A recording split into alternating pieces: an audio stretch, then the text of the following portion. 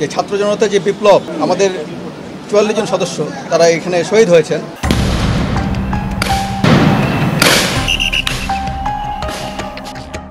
গণঅভ্যুত্থানের পর আইন শৃঙ্খলা পরিস্থিতি রক্ষার দায়িত্বে থাকা পুলিশ বাহিনী সবচেয়ে বেশি চ্যালেঞ্জের মুখে পড়ে।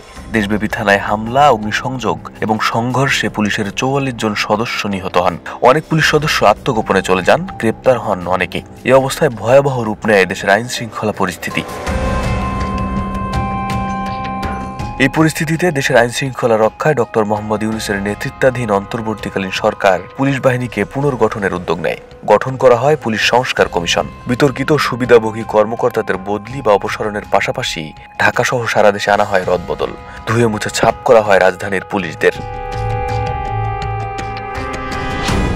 তবে গণহারে বদলির ফলে নতুন কর্মকর্তারা অপরাধের ধরন বুঝতেই সময় নিচ্ছেন।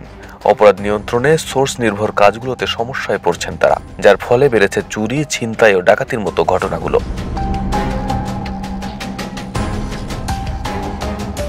পুলিশ সদর দপ্তরের তথ্য অনুযায়ী জানুয়ারি থেকে সেপ্টেম্বর পর্যন্ত নারী ও শিশু আইনে প্রায় ১২,৭৬৯টি মামলা দায়ের হয়েছে। এর মধ্যে ধর্ষণের মামলা ৪,৩৩২টি, ধর্ষণ চেষ্টার মামলা ১৮৭০টি, পাশাপাশি যৌতুক নির্যাতন, নারী ও শিশু হত্যা এবং চুরি ডাকাতি উদ্বেগজনক হারে বেড়েছে।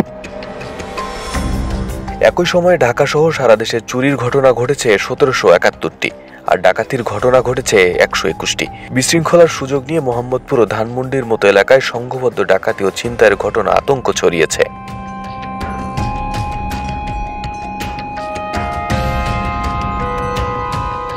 পুলিশ সদর দপ্তরের তথ্য অনুযায়ী গত ৩ মাসে ডাকাতির সংখ্যা তুলনামূলক বেড়েছে।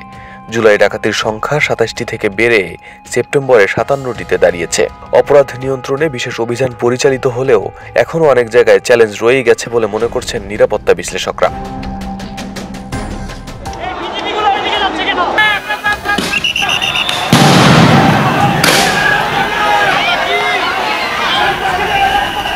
সাবেক আইজিপি নূর মোহাম্মদের মতে, স্বৈরাচারী সরকারের হয়ে কাজ করায় পুলিশের ওপর চাপ বেশি এসেছে।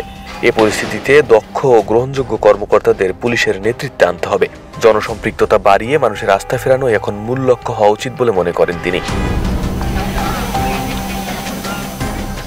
গণঅভ্যুত্থানের ধাক্কা কাটিয়ে ওঠার জন্য পুলিশ বাহিনীতে গৃহীত উদ্যোগগুলো ধীরগতিতে হলেও কার্যকর হতে শুরু করেছে। তবে দক্ষ নেতৃত্ব, অপরাধ নিয়ন্ত্রণে আধুনিক প্রযুক্তির ব্যবহার এবং জনগণের আস্থা ফেরানো ছাড়া শৃঙ্খলা পুনঃপ্রতিষ্ঠা সম্ভব নয়। এই সংকট থেকে উত্তরণের জন্য আরো সময় ও সমন্বিত উদ্যোগ প্রয়োজন বলে মনে করছেন বিশেষজ্ঞরা।